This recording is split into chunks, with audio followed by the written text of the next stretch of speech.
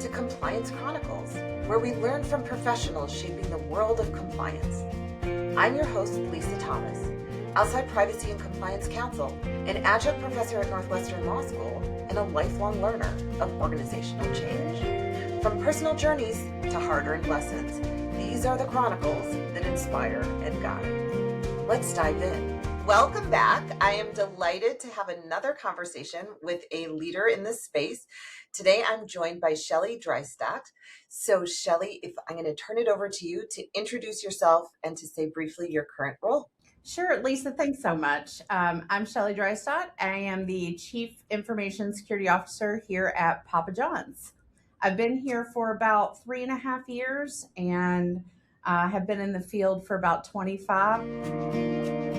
Tell us a little bit about that journey to lead you here as the CISO. My personal journey was definitely nonlinear. I spent 6 years changing my degree interests. I was going to get a degree in education. I wanted to be a nurse. Then I wanted to go to business school. Then it was social services. Ultimately, after 6 years, my parents were like, you have to decide because we are not going to continue to fund your education journey until you finish something. So psychology ended up being where I landed. Human behavior was easy for me, but it was also fascinating. Remember now, this goes back to 1993. So technology and cyber was really not in my view. Understanding behavior, it turned out to be a huge advantage. 1993 was like watershed for the internet. It's the year I think Mosaic came out, which was the first general use internet browser. So when I was starting college, we were just learning how to use email. So I had no idea that I would end up on the side of technology fighting criminals and bad actors. My journey really started in cyber around 2000. And that was before I really considered myself highly technical. But I was leading a team in a call center for a regional bank and sat right next to the marketing team and overheard that we were going to launch online banking, very first online banking website. I got kind of excited about that. And I was like, well, I could probably do that a little bit and maybe I could get a promotion out of it, honestly, because I overheard them say we're going to need a call center for the online banking website. And I thought, well, I'm already leading one call center. Let me run something different. It'll be something new to learn. I ended up getting involved in that and I ended up rolling out that call center for online banking. And in doing that, I was responsible for designing the controls for logins, usernames, passwords, managing the software vendor that provided the platform for us. That was actually my foot into security, but I've always been deeply curious about human behavior and why people do what they do, how the motivation works, how trust is built and broken. What really hooked me was realizing that security sits right at the intersection of those two worlds, right? People and technology. So protecting system back then might have been about a firewall or access control, but it's you also understanding how threat actors behave, how mistakes happen, and how the bad actors think and operate. And to this day, I'm still fascinated by the amount of creativity, persistence, and effort that these threat actors put into their craft. I think the combination of psychology, technology, and real world kind of impact is what pulled me in, and it's kept me engaged for decades.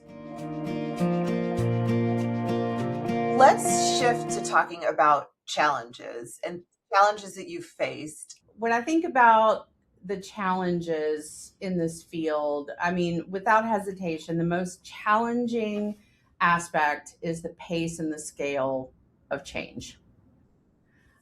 Threats evolve constantly, technology is shifting rapidly, and the regulatory landscape keeps expanding, right? So we're never really done learning.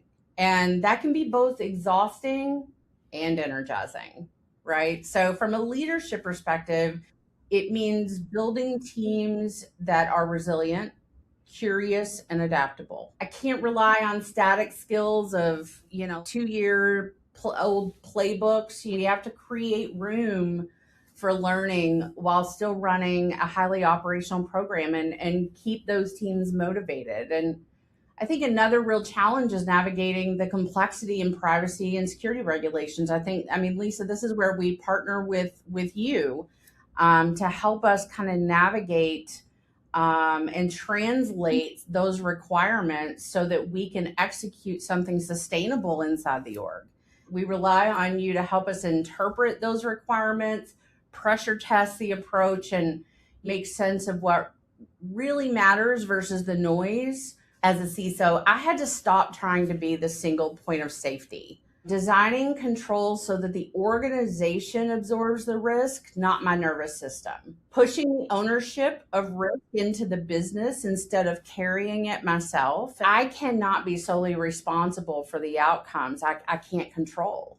It was a lot of collaboration with other CISOs, which has been extremely helpful. Seasoned CISOs. I'm in a group where we share a lot of support for one another. And number one, just learning as the years have progressed that security is not in a silo.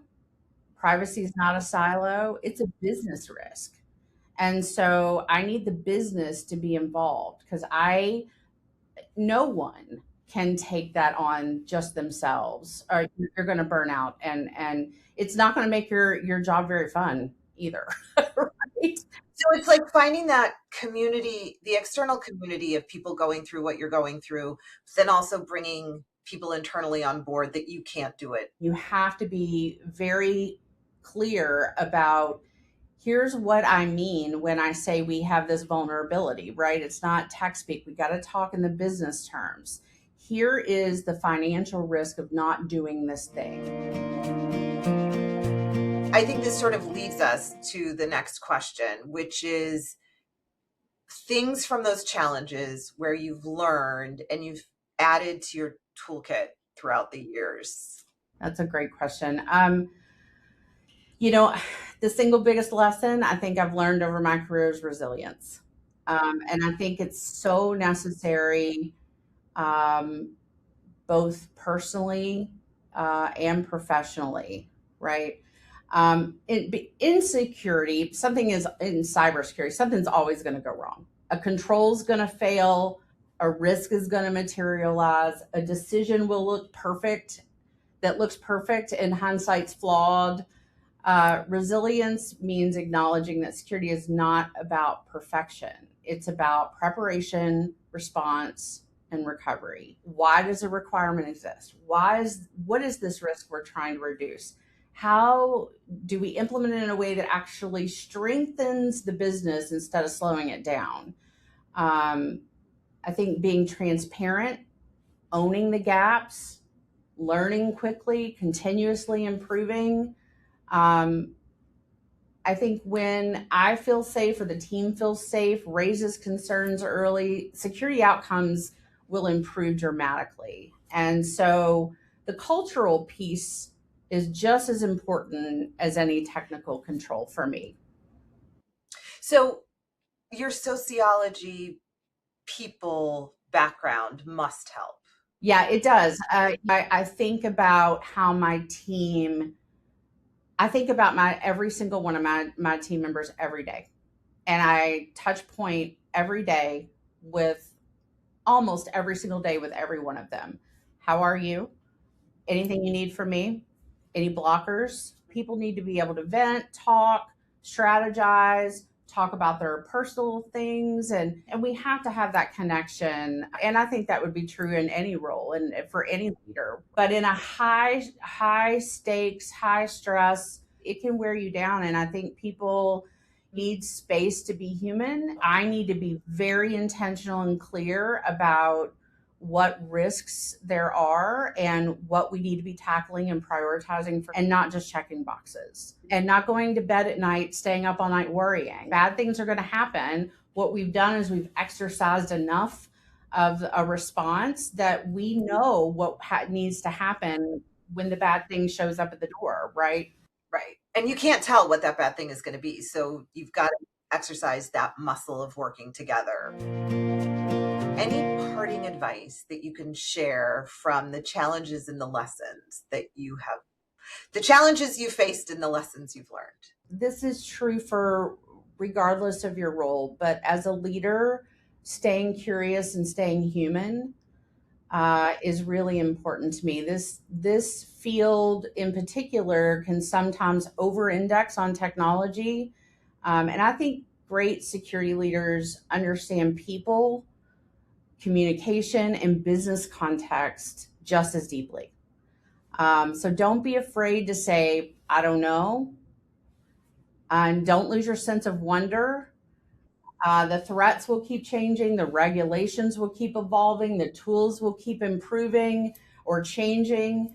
What lasts, I think, is your ability to think critically, adapt, and build trust. Remembering that security is not about being the department of no. It's about enabling the business to move forward safely. The leaders who succeed are the ones who can balance risk, opportunity, and empathy. Finally, the last thing is pace yourself. My gosh, this is a marathon, not a sprint.